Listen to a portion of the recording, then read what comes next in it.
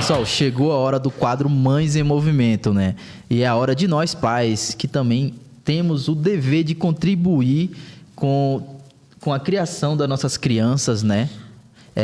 Ouvimos, aprender, e é um momento aqui, né? Um momento de escuta para mim. Então, eu vou ficar ali no cantinho ouvindo esse grande quadro da Samila, Mães em Movimento. É com ela agora, hein?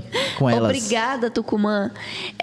Esse quadro é um meu orgulho, né? Hoje eu recebo aqui uma convidada muito especial, que é a Juma Chipaia. Eita, a Alete falou que ela é a primeira pessoa que é a segunda vez que vem no estúdio. Eu falei assim, não, ela não pode deixar ela de fora do quadro Mães em Movimento, porque ela é uma das mães em movimento mais forte que eu conheço, né? Minha inspiração. E ontem mesmo, a gente teve, eu, Tucumã e o Inoan, a gente teve na sessão especial em Brasília do documentário Yanuni, que é produzido pelo Leonardo DiCaprio, né? Que chique, e conta a história dela, que é um filme que encerrou o Festival de Cinema de Tribeca, em Nova York, e levou a voz dos povos indígenas para o mundo inteiro. Juma, o filme mostra sua trajetória como cacique, sua luta contra Belo Monte e as ameaças que você enfrentou, e também sua vida como mãe. Aí você se apresenta, fala com o pessoal, né? Mas também eu já vou te fazer uma pergunta. Como foi ser uma criança chipaia na aldeia Carimã? Gente, vocês vão ouvir um pouquinho de tosse. Da minha parte também. Eu e Samila estamos aqui na tabelinha da tosse, né? Brasília não está fácil, muito seco. Primeiramente, obrigada, né? Boa tarde a vocês todos aqui e quem está nos acompanhando também pelo Instagram, pelo YouTube. É uma honra poder estar aqui pela segunda vez, em menos de um mês, né, Letícia? Letícia Leite, aqui, sempre querida, maravilhosa.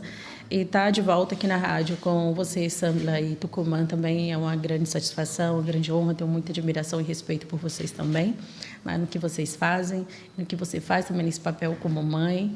E a gente acaba entendendo muitas coisas, né, desse outro lado também, que muito nos fortalece na nossa trajetória.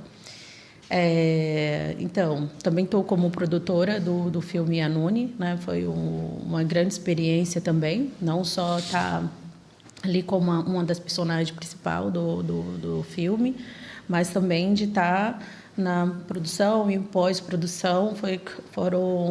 Foi um desafio assim bastante inusitado para mim, e conciliar isso com a rotina do trabalho e também parte né, quando o filme, assim, nas cenas finais, pega essa mudança vindo para cá, para Brasília, para assumir o cargo de secretária nacional no Ministério dos Povos Indígenas, né, recém-criado.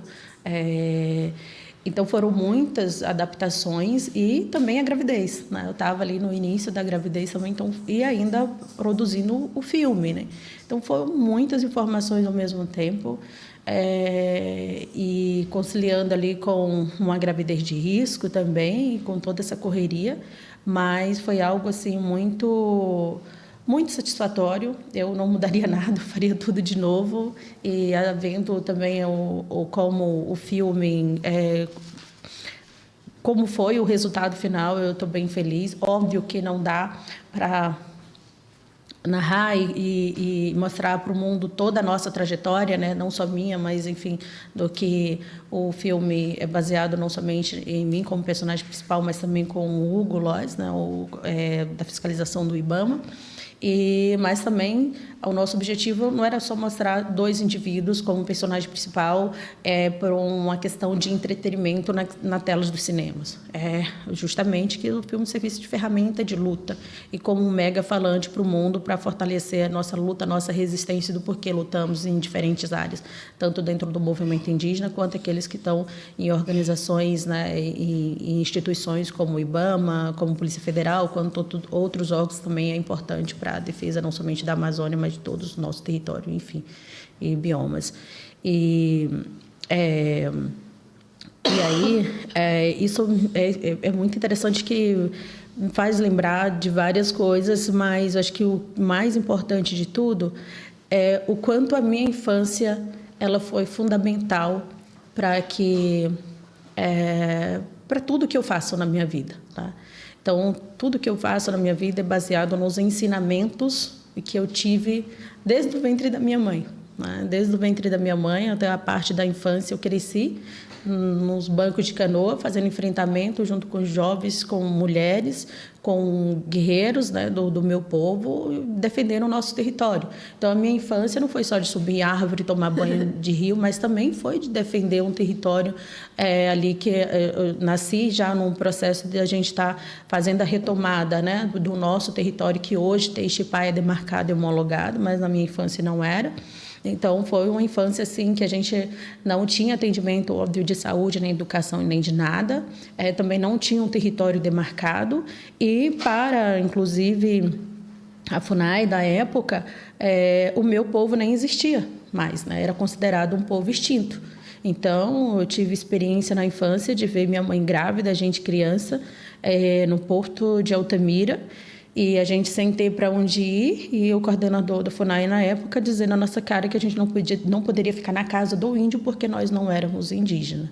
Então, a minha infância teve inúmeras formações, não somente no aspecto cultural, do fortalecimento também da nossa cultura e da retomada na busca também pela a nossa língua materna, né, Xipai, e pela demarcação do nosso território, mas principalmente numa resistência de falar nós existimos, o povo Xipai existe. Então, foi fundamental tudo isso e ver a valentia das mulheres do meu povo, né, lutando contra o alcoolismo, contra a mineração, contra os madeireiros. E, enfim, eu não poderia fazer hoje diferente, porque eu fui ensinada desde muito cedo a resistir, a lutar, e que eu faço parte desse mundo e eu não poderia agir de forma diferente. Então, a minha infância é o meu maior legado, porque o que eu posso dizer, né? Uma coisa que eu mais sentia e que eu sinto falta hoje nas minhas memórias é de sentir aquela liberdade, de me sentir um ser livre, né? E acreditar que a floresta naquela época era infinita, né? Você fala isso no filme, né? Pessoal, tô dando spoiler aqui, mas é para vocês assistirem o filme, né? E ela fala que ela achava que a floresta era infinita. E isso é muito, muito marcante, porque é uma história de legado, né? Acho que toda vez que a gente fala sobre as lutas, as vivências dos jovens indígenas, a Juma é uma pessoa jovem, a gente lembra do legado, né, que veio da nossa família, dos nossos avós, das nossas mães, uma infância tendo que lutar. E ela fala isso também no início do filme, tem um vídeo dela bem novinha falando sobre o que ela pensava para o futuro dela, né? E ela sempre esteve em luta, ela vive em luta e o futuro dela seria em luta. E ela traz isso também para a maternidade, né? Porque a maternidade dela é em luta. Ela assumiu um cargo de ministério maternando, gravou um filme maternando, gestando, né? E em muitas atividades teve que mudar de estado, mudar totalmente a sua vivência diária, sair da aldeia, do território para vir para uma cidade grande, assumir um cargo totalmente novo, maternando. Juma, você em algum momento se sentiu assim, deixando assim, colocando outras coisas como prioridade, na sua vida, ou do que o bebezinho ali, o seu maternar? Porque eu digo isso porque muitas das vezes, quando eu estava gestando o meu menino, ou eu estava em alguma atividade, eu não parei, né? Não parei em um momento nenhum. E tu também não parou, porque eu te vi, quando você estava gravando, você estava com uma barrigona já, né? Quase perto de parir. Então, também não parei em um momento nenhum. Enquanto eu conseguia andar, eu estava em atividades, em reuniões e tudo mais. E não tive um tempo, assim, para mim, para minha gestação, para me esperar. O resguardo, eu não tive resguardo, inclusive.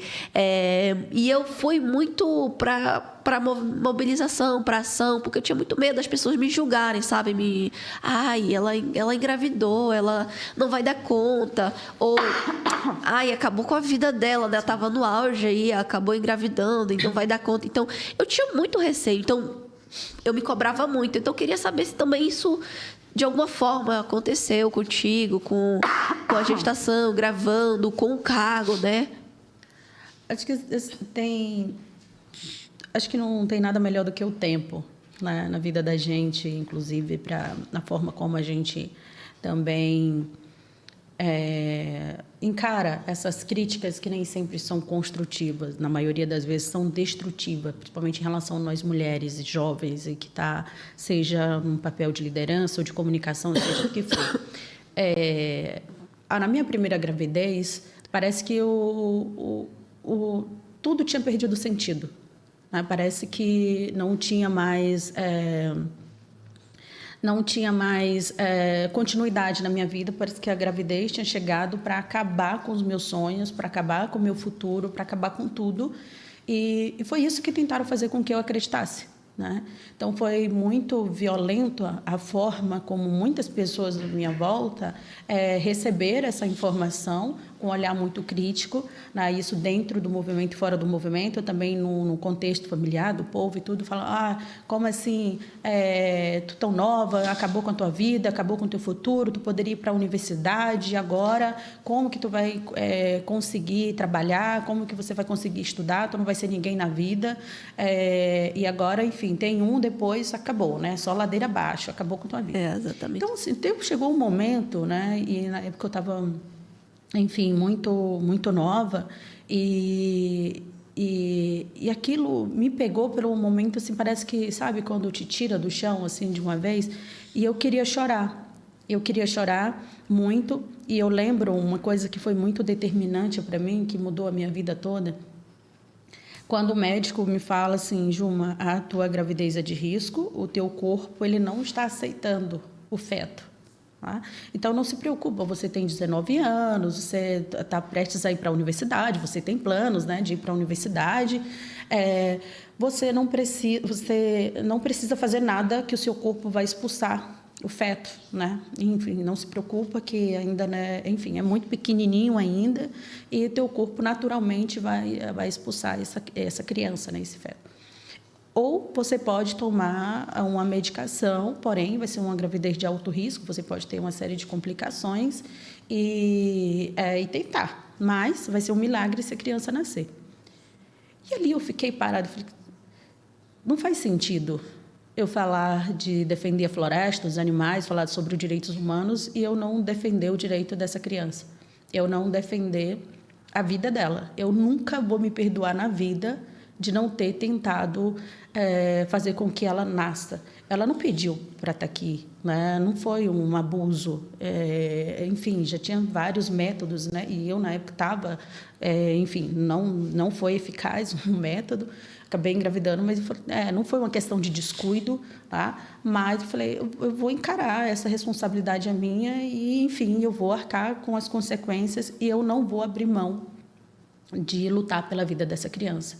Eu não sei se é um menino ou se é uma menina, mas eu seria muito cobarde se eu fizesse isso com uma criança, um ser tão inocente, né? E, para mim, eu iria perder toda a minha moral, toda a minha razão de lutar e de viver, de acreditar na vida, deixando de defender algo tão inocente que estava dentro de mim. E ali, naquele momento, falei, não sei como vai ser o meu futuro, não sei o que de fato vai acontecer na minha vida, mas eu só sei que eu vou lutar para ter essa criança, independente das consequências. E tomei as medicações, foi muito sofrida, tudo, me ainda lidando, né, na época, no auge ali da construção de Belo Monte, né, o rio Xingu estava sendo cortado, né, construindo as ensecadeiras, e eu mesmo numa gravidez de risco também ali com outras mulheres, com outros jovens, com o movimento social, enfim, com todos os segmentos, a gente ocupando o canteiro de obra de Belo Monte,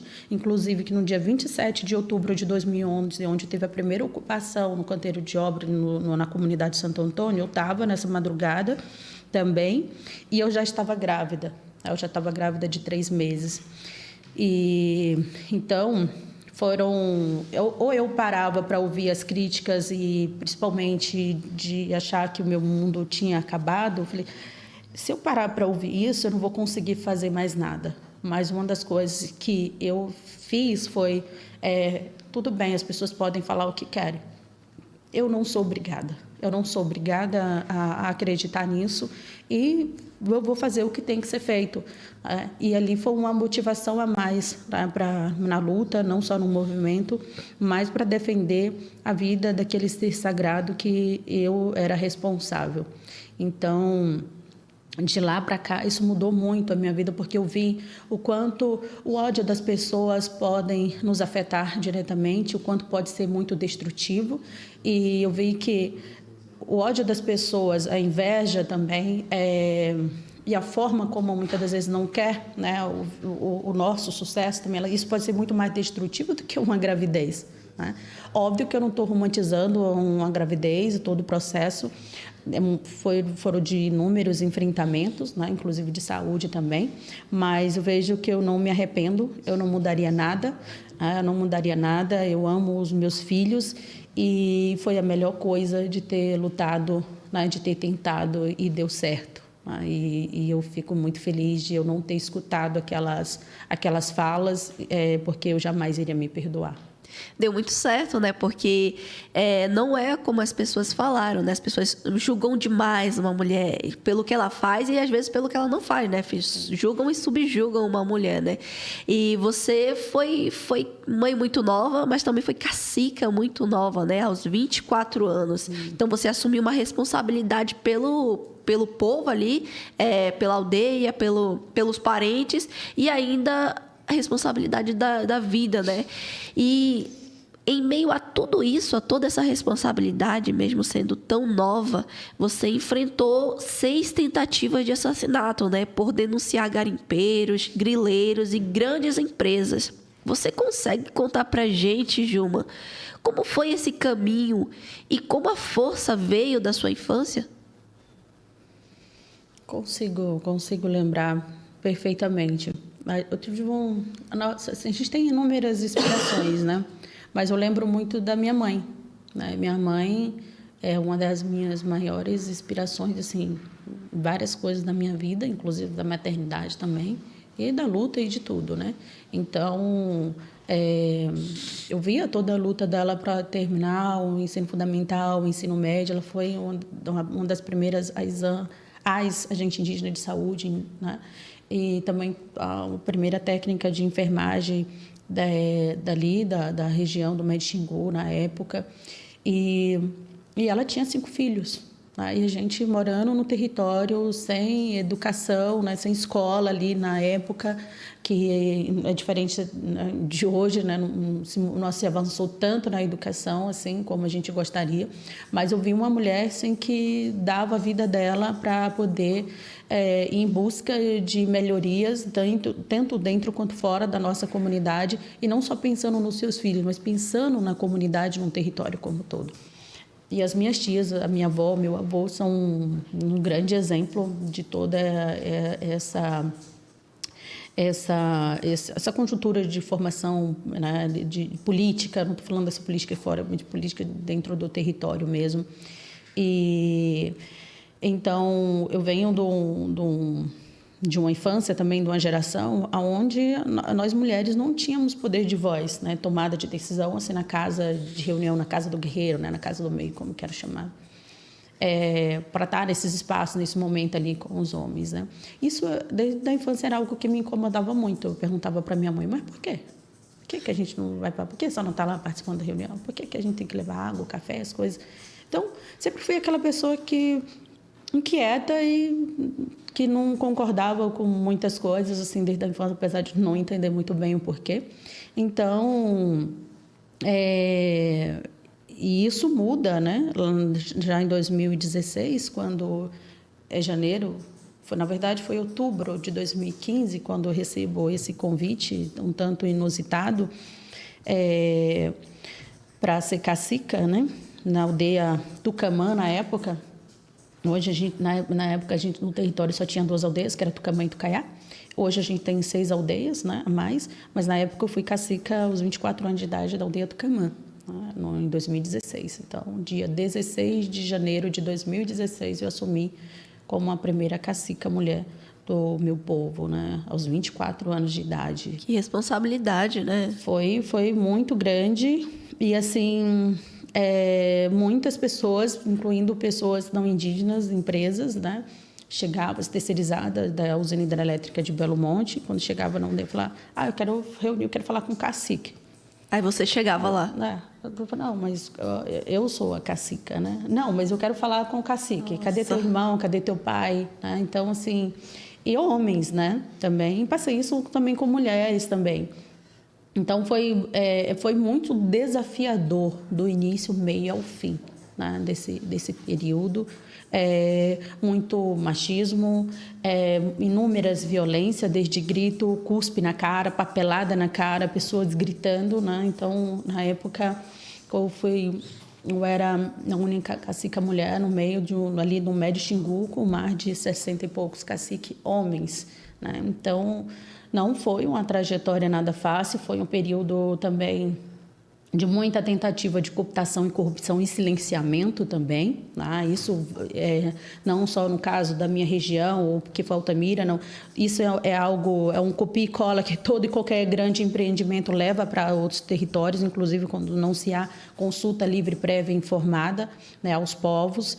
E Altamira não foi diferente nesse contexto, e a forma como chega esses grandes empreendimentos impacta não só a questão ambiental, mas sobretudo social e cultural, e interfere nas organizações internas de cada povo, e também tem uma grande explosão de novas aldeias por diferentes motivos, né? E ali bem ter a presença de cooptação e corrupção de pessoas não somente indígenas, mas não indígenas também. E você tem uma ineficiência dos órgãos, né, de justiça também, e ali você tem vários tipos de impactos, e óbvio que não foi só eu que sofri com isso, mas falando da minha experiência, a gente se torna um alvo quando você tem a sua opinião própria, quando você não se submete a determinados grupos ou acordos, né, para favorecimento pessoal, quando você tem um compromisso que é de luta, né, que é de defesa, que não é só do presente, mas sobretudo do nosso futuro, aonde não se entra negociação, né, dos nossos direitos. Então, obviamente, que qualquer pessoa que se coloca nesse lugar e com esse tipo de posicionamento vai sofrer o tipo de consequências que eu sofri, não somente no passado, mas ainda hoje, por ter esse posicionamento pela defesa dos nossos direitos, que foi para além e é até hoje para além do meu território, né? Então, as tentativas e as ameaças diretas e indiretas das tentativas de assassinatos também foi muito em decorrente disso, né? E eu não faria diferente, não, Samila. Não faria diferente mesmo. Se voltasse ao passado, eu faria melhor. Eu faria muito melhor. Mas também eu não posso deixar de falar também que é uma luta também muito solitária, né? Muitas das vezes eu me sentia um exército de um soldado só, né? E muitas das vezes por ter uma opinião, um posicionamento, ou por não aceitar determinados tipos não somente de acordo, mas assédio sexual, de várias formas, assédios que a gente sofre quando está nesse contexto também, ainda mais por ser mulher, por ser jovem, né? Mulher. A pessoa acha que você como se usa a palavra hoje, você está ali no movimento, você é do job, né? É o que eu mais ouvia nessa formação também da juventude, porque as pessoas do movimento, tudo maconheira, é tudo prostituta. Eu ouvia isso demais. Enquanto cacica, também não foi diferente, né? Tinha pessoas que contavam o dia, o quanto que eu ia jogar a minha moral, o meu respeito lá no lixo para poder usar qualquer tipo de motivo para usar isso contra mim. Então, foi igualmente eu sempre falo assim, é uma coisa que você também se priva muito a sua vida pessoal, né? Se priva de ser jovem. Se priva de ser jovem, eu não vou fazer isso porque a cobrança em cima de nós mulheres é muito grande. Eu sentia que todos os dias ao sair de casa, eu falava, eu não aguento, eu não quero isso, eu não pedi isso, eu nunca me imaginei nesse papel. E aí eu falei, mas bora lá. É como se vestisse um escudo e saísse da porta para fora sabendo que teria que enfrentar inúmeros leões por dia, mas quando voltava, muitas das vezes eu estava ali, chorando no meu quarto, querendo desistir de novo, revoltadíssima por inúmeras das coisas, mas no outro dia, quando você olha para inúmeras coisas erradas, também te bate uma revolta, uma força maior que eu não sei explicar, e fala, bora de novo. Tira uma força que você não sabe de onde, né? Às vezes é tantas ameaças, violências e violações que você vê que a pauta e a luta é muito mais importante do que você, o ser pessoa, a pessoa. Eu sou uma jovem, eu sou uma mulher, eu tenho gostos, ou eu não tenho, ou eu sou somente luta. Quem eu sou? Eu me perco. A gente já me parei pensando muitas das vezes assim, eu sou jovem, eu posso fazer isso, posso fazer aquilo, ou eu não posso. Eu sempre tenho que ser um rosto de luta. E é engraçado te entrevistar, João, porque tu é uma pessoa muito reservada, né? Eu falo assim, gente, não sei, a Juma não posta muita coisa. Então o pessoal fala assim, não, é a filha dela. Eu falo assim, não, mas não sei quem é. Nunca vi a filha da Juma, nunca vi os filhos dela. Também por essa questão, né, de ameaça, de proteção e tudo mais. A Juma, pessoal, é uma pessoa bem famosa, sigam ela no Instagram. Embora ela seja uma pessoa reservada, ela é famosa, gente. Sigam ela no Instagram para vocês entenderem como é que funciona também a questão do filme, para vocês assistirem. Tem um Instituto Juma, né, para a galera acompanhar os projetos que vocês desenvolvem nos territórios, né? Depois a gente poderia falar um pouquinho sobre o Instituto. Mas também tem outra pergunta bem aqui, vamos seguir o roteiro, senão vou me perder. O filme, Juma, ele mostra também a sua história com o Hugo Loss, que estava na defesa da Amazônia pelo IBAMA, né? A gente viu também bastante um pouco da atuação do IBAMA ali ontem, assistindo o filme. E como é que foi, né, essa história com o Hugo, essa atuação do IBAMA, a luta conjunta? Também teve a chegada, né, da sua filha durante esse processo. Como isso aprofundou a sua luta? E como foi para você equilibrar, né, o papel de mãe com o papel de líder, sob tanta pressão? Então, equilibrar, tipo, é uma palavra meio tensa, assim, né? Nesse meio. Porque às vezes, assim, eu me sinto... Eu tenho certeza que você também, com inúmeras outras mulheres, como se a gente estivesse segurando vários pratos ao mesmo tempo e tendo que equilibrar ali. E às vezes o que a gente não tem muitas das vezes é equilíbrio, mas a gente está num malabarismo imenso tentando levar as coisas. Mas eu sempre me pergunto uma coisa, Samila, assim, que eu sempre me guio, né, para as tomadas de decisões. Isso está me afastando ou me aproximando do meu povo? Isso está me afastando ou me aproximando da luta, né? Das minhas origens, por tudo que eu acredito, né? Então, se eu vejo que está me afastando, não faz sentido. E se eu vejo que não é para acrescentar, então tudo com relação à minha vida, todas as tomadas de decisões, e o relacionamento também não é diferente, é com base no qual o impacto que isso vai ter na luta, na minha luta, na luta do movimento, na minha participação, seja dentro ou fora do meu território. Então, óbvio que assim, a gente tem oportunidades que a gente poderia estar em qualquer lugar do mundo ou em qualquer outro lugar, mas não faria sentido estar fora do território. Se eu estou fora do território, tem, óbvio, algum motivo, mas tudo é feito pensando nesse fortalecimento da nossa luta, da nossa voz, para que os nossos filhos não passem pelas mesmas guerras que hoje nós estamos vivenciando e lutando. Então, sempre penso, tudo que faço hoje é pensando num futuro próximo, porque o futuro é agora, é hoje, é o que nós fazemos, isso é muito determinante. O futuro só vai ter algum tipo de mudança se a gente mudar hoje as nossas ações. Então, isso, todos os dias eu tenho isso em mente, né? E lutando principalmente que eu não quero que as minhas filhas, os meus filhos passem pelo mesmo tipo de violência que eu passei e que ainda passo hoje, que não é diferente com outras mulheres. Então, quando o Hugo chega na minha vida, o nosso primeiro encontro, assim, foi em 2016, que eu vi ele a primeira vez, né? Janeiro, por aí. Foi uma das primeiras reuniões como cacica, na época.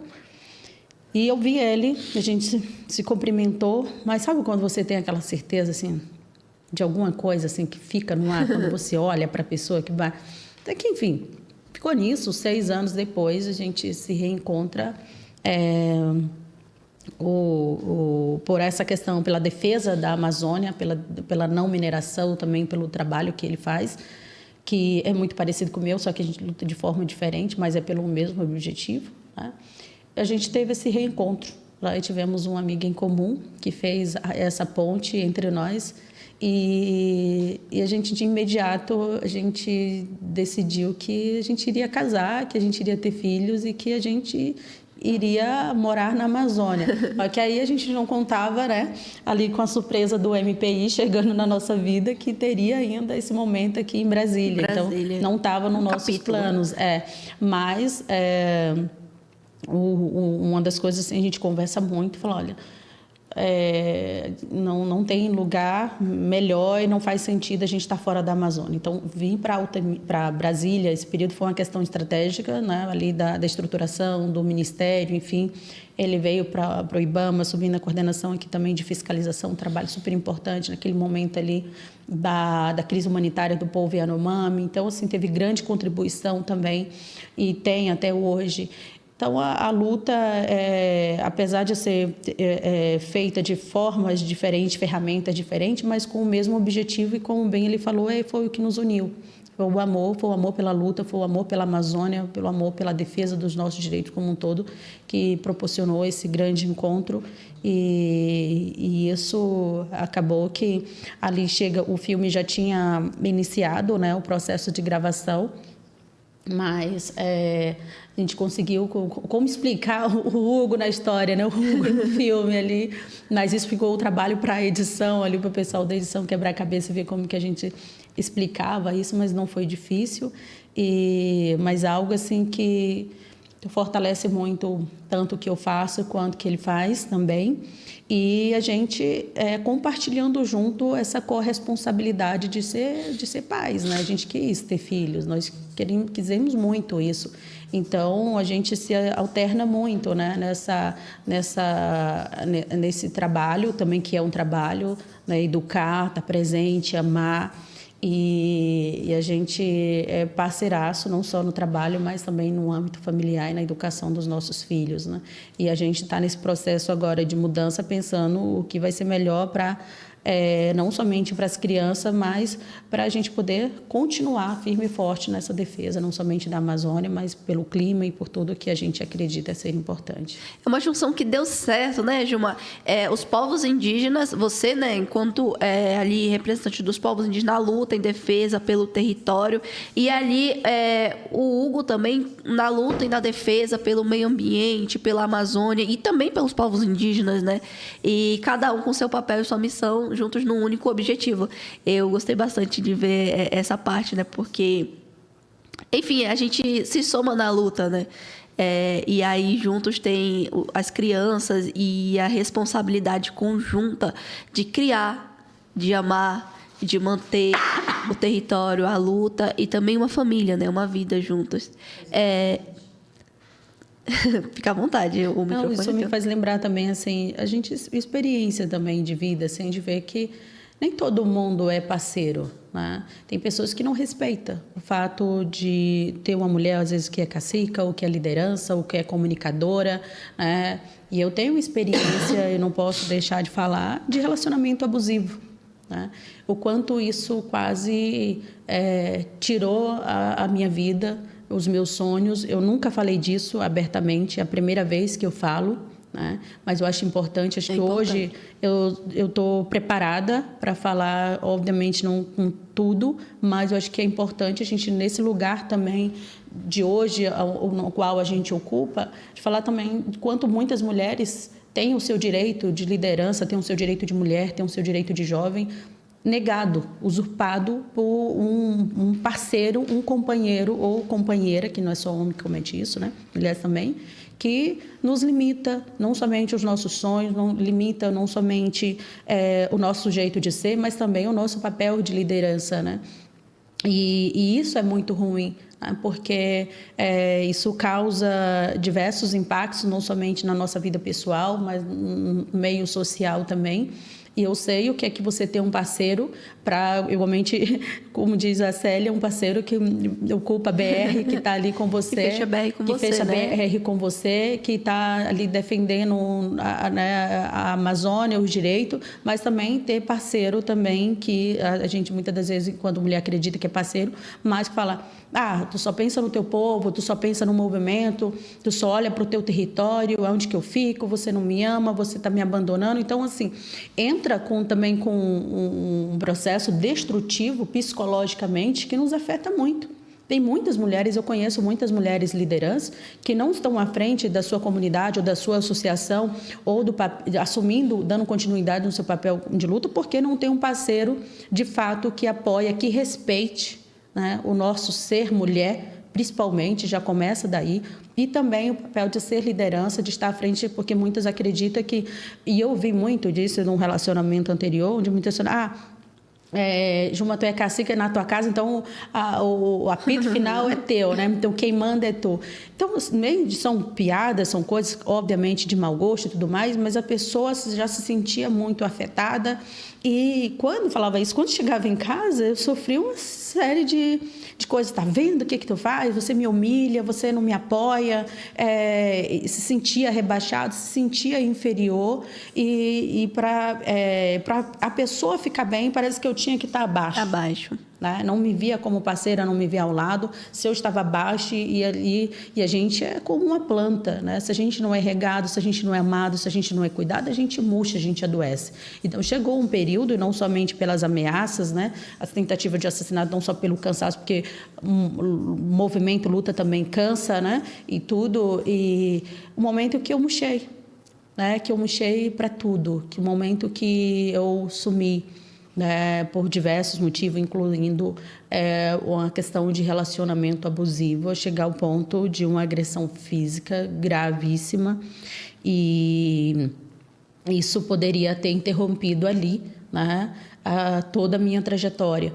Eu poderia não estar aqui hoje contigo, mas eu sei o que é você chegar no fundo de um poço, né, onde você se sentia um lixo, porque era o que eu ouvia, né, da pessoa, onde falava que eu era um lixo, eu não passava de um lixo. E isso, você chegar nesse momento, você se olhar assim, mas muitas das vezes as pessoas não vê o que está abaixo dessa capa, o que está abaixo do que a gente apresenta, desse escudo, dessas coisas, dessa arma toda, né? Como a gente se protege porque o mundo vê a gente, para a gente fazer essa luta diária. Mas não faz sentido, eu luto tanto demais, por que eu estou assim? Né? Eu não conseguia me enxergar, e eu demorei 4 anos da minha vida para entender, por mais que familiares, outras pessoas enxergavam o que eu estava passando, eu não enxergava o que eu estava passando. Né? E eu queria desistir de tudo mesmo. Ao me afastar dessa pessoa, eu senti que eu não tive mais crise de vômito, eu senti vontade de viver, ver as ideias, ver os projetos, ver os sonhos, que para mim é algo muito sério. Eu voltei a sonhar de novo, então eu identifiquei que ali essa pessoa estava mais adoecendo, realmente me adoecendo mesmo em todos os sentidos, que o final seria muito ruim e que eu teria que me afastar. Então, dentro desse contexto de luta também, a gente também muitas das vezes tem uma luta diária dentro de casa, dentro da comunidade. Às vezes você luta por todo um território, você luta pelo povo, mas de fato quem está lutando por você, né? E nós mulheres, quando a gente é cacica, comunicadora, liderança, você faz tudo lá fora, e aí eu comparo muitas das vezes um homem que é liderança, que é cacique, compara, às vezes chega em casa, tem a comida feita, tem as crianças organizadas, e quando é você, mulher, que está nesse papel? Você tem que cuidar de tudo, quando você volta, você tem que cuidar de tudo, mas muitas das vezes a gente não tem um tempo suficiente para cuidar da gente. Então, hoje eu tenho férias, hoje eu tenho descanso, hoje eu tenho final de semana, hoje eu sei o que é ter um relacionamento de parceria, de corresponsabilidade, não só no relacionamento, mas com as crianças, com a educação, e também de ter essa parceria de luta também. Então, eu não mereço menos que isso, não aceito menos que isso, me para com o Hugo também. Estou me olhando enquanto pessoa, o que a gente também tem que melhorar, né? Mas isso faz toda a diferença na nossa vida, essa questão que nem todos os homens, nem todas as pessoas aceitam e respeitam a gente enquanto mulher, enquanto liderança também.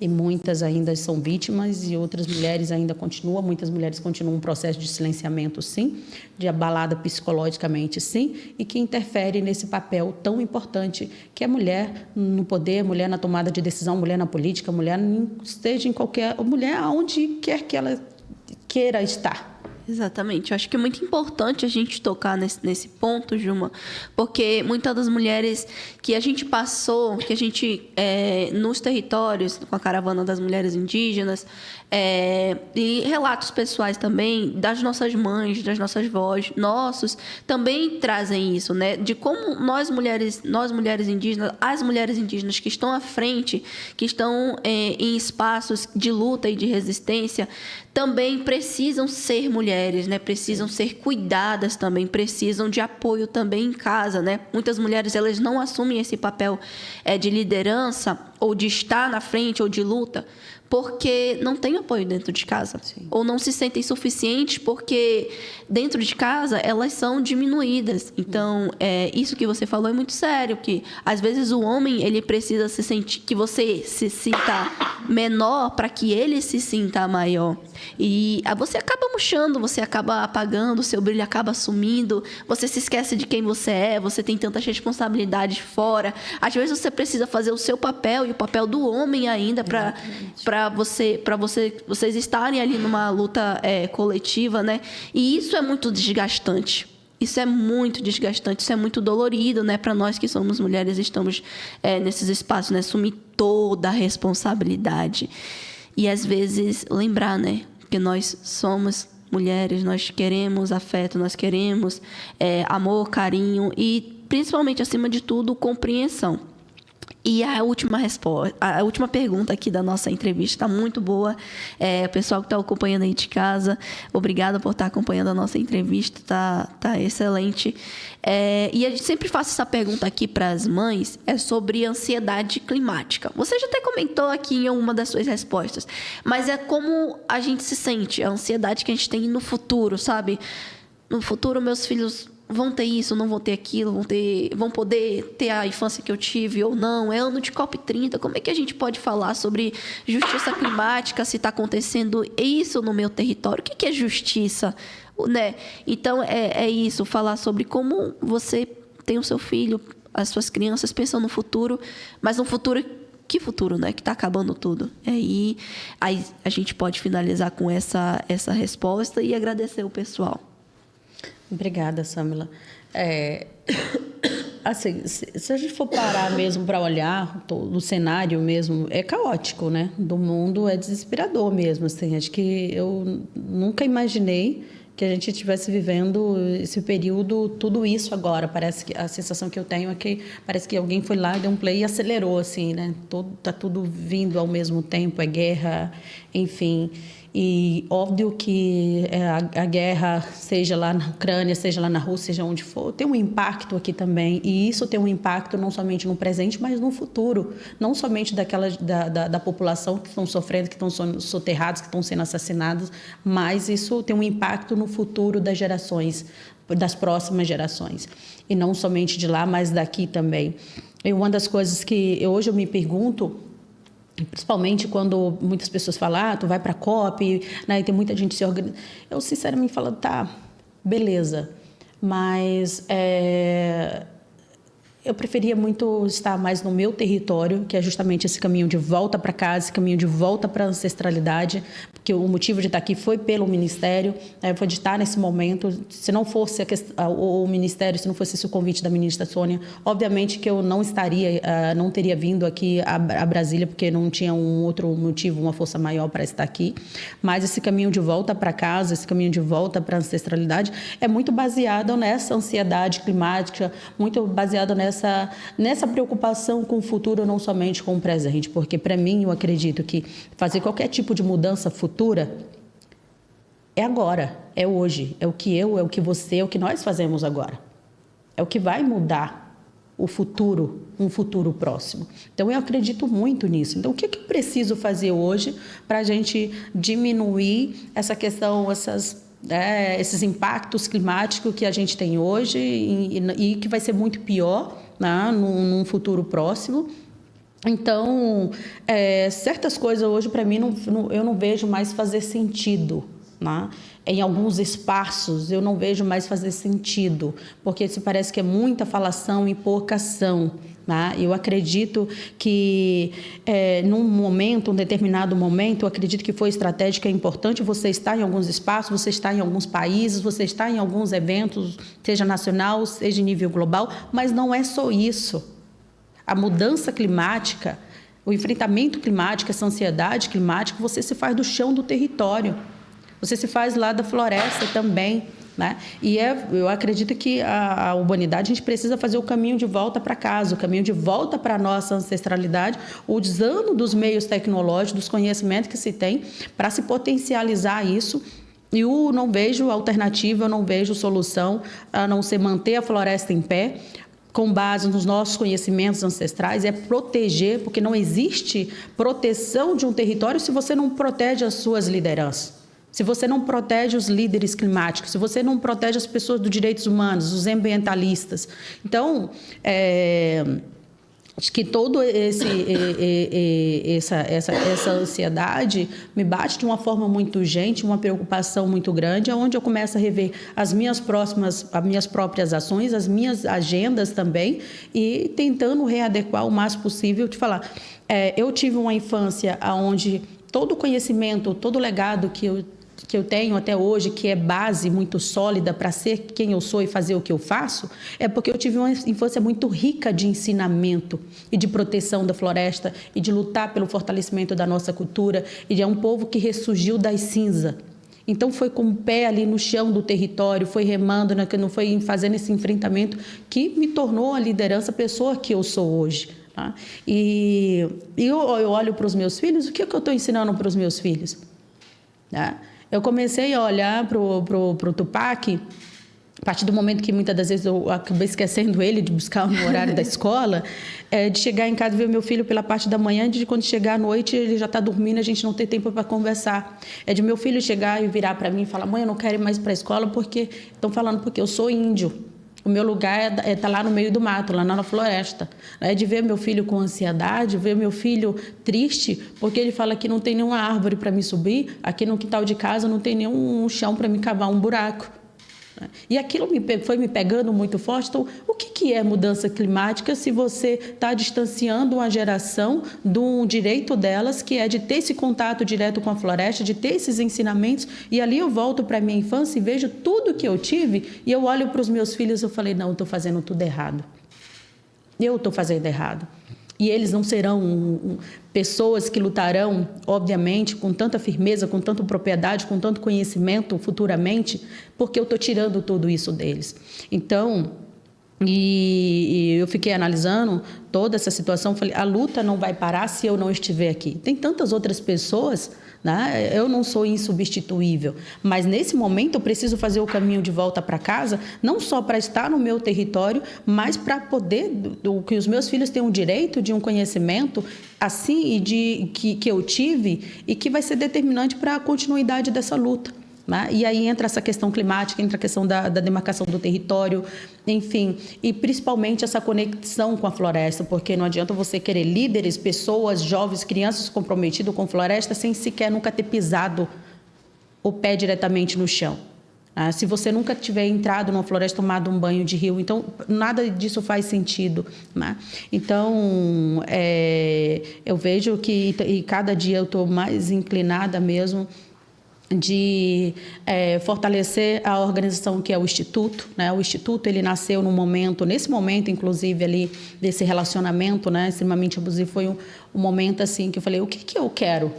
Quem eu sou? O que eu posso fazer? Então, naquele momento, o que eu tinha era o meu nome, era o meu histórico, era a minha imagem, e foi o que eu tinha. Eu utilizei, mas o que eu tinha, o que eu tenho, que eu posso fazer hoje, e que independente se eu não estiver aqui, mas vai ser uma grande árvore que vai ter semente e que vai ser espalhada, que não é uma organização para mim, não é para os meus filhos, mas é algo que vai estar a serviço da floresta, que vai estar a serviço do clima, que vai estar a serviço da humanidade. E assim surge o Instituto Juma, num momento de de muita violência, num processo de silenciamento forçado, num momento de violência doméstica, né? Não só violência psicológica, agressão física mesmo, de ter coragem de denunciar o agressor, né? No momento de não aceitar o silenciamento como resposta e no momento de não aceitar que aquilo não era aquilo não me resumia, não me definia quem eu era, mas e o que eu ainda poderia fazer pela frente, né? E aí surge o Instituto Juma, e ao vir para o Ministério continuou ali com a minha mãe, com as minhas irmãs à frente, e hoje o que eu sonhei lá em junho de 2017 com um grande centro na floresta, hoje a gente termina de construir esse centro lá na aldeia Carimã. A gente vai passar nos próximos meses, ainda vão definir o momento de inauguração. Então, isso, para mim, é resposta com relação à ansiedade climática. Não somente você sonhar, não somente estar nesses espaços como o COP, mas você estar realmente ali com o pé no chão, fazendo ali no front mesmo, com pessoas que muitas das vezes não chega a política pública, pessoas que muitas das vezes não estão num espaço de tomada de decisões, mas é quem protege o território, é quem protege o clima, é quem protege a água que sai da Amazônia pelos rios voadores e que vai lá para São Paulo, né, para o Rio Grande do Sul, aguar, regar as grandes plantações, né, que são irrigadas principalmente para o agrotóxico, que estão na mesa da maioria dos brasileiros. Então, para mim, isso é enfrentamento não somente à crise climática, mas essa ansiedade também, e principalmente fazer esse caminho de volta para casa, caminho de volta para o meu território, é algo que eu sempre quis muito, né? A saída foi uma questão estratégica e o que eu vim buscar aqui fora eu já consegui. Então, vejo que é manter conectada com os meios tecnológicos, com as relações, né, com as articulações, mas voltar para o meu território, estar com a minha mãe aprendendo ainda mais, com meu pai, com as minhas tias ali, é onde eu sonho todos os dias. Né? Eu sempre sonho lá. A minha memória, todos os meus sonhos são lá. Então, é da onde eu quero continuar, né, essa luta, aonde tudo começou. Nossa, é isso aí, pessoal. Essa foi a nossa entrevista com a Juma Chipaia. Tem uma frase que eu gosto, Juma, que eu ouvi falar, que fala bem assim, que voltar faz parte do caminho. Então, a gente ainda está no nosso caminho, faz parte da nossa trajetória, né? Tem comentário aqui no YouTube, tem comentário da Marina Terra, que ela falou bem assim: muito importante e corajosa a sua fala, Juma. São muitas violências e precisam ser denunciadas. E nós estamos chegando, né? Chegamos ao final do nosso quadro Mães em Movimento. Queria te agradecer, Juma, e agradecer também, né, as pessoas que estão ouvindo. Você trouxe, né, a sua trajetória, como foi, né, maternar, a parte do filme também, para a galera assistir. Então, vamos dar nossa mensagem final para a galera que está ouvindo a gente, convidar, né, eles para acompanhar o filme e seguir, né, nas redes sociais. Fica à vontade. Eu acredito que,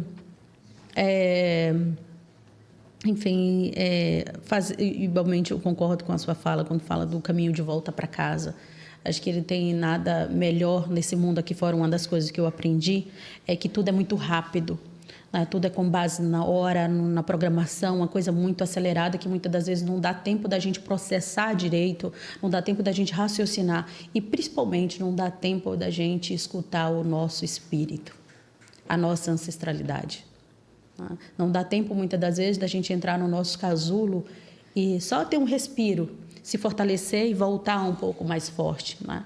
E eu acredito que isso é essencial para a gente continuar nesse fronte, para a gente continuar não só lidando com esse tipo de enfrentamento, mas principalmente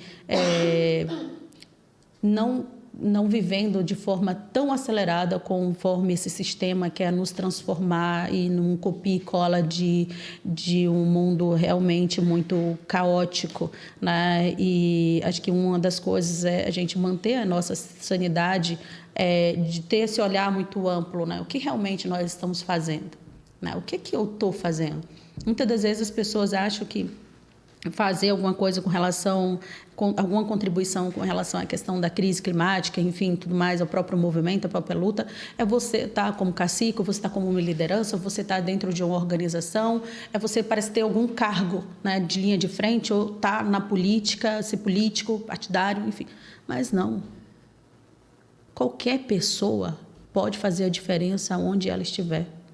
Seja dentro de um território indígena, seja dentro de um território quilombola, extrativista, estação ecológica, cigano, favela, não importa.